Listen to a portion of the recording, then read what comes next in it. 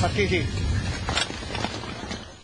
Terduvan prova ad andare in vantaggio, Thalberg all'interno, di fuori Exhibition Speed più svelto di tutti e va davanti.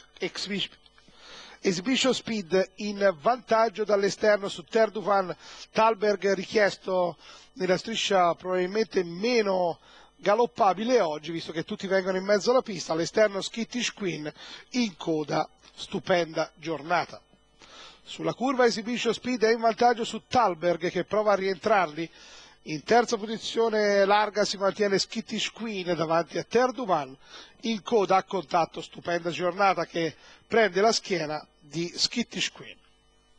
Addirittura dall'interno verso l'esterno Thalberg, Terduvan, Exhibition Speed e all'esterno Skittish Queen. Poi stupenda giornata che cerca il varco tra i cavalli.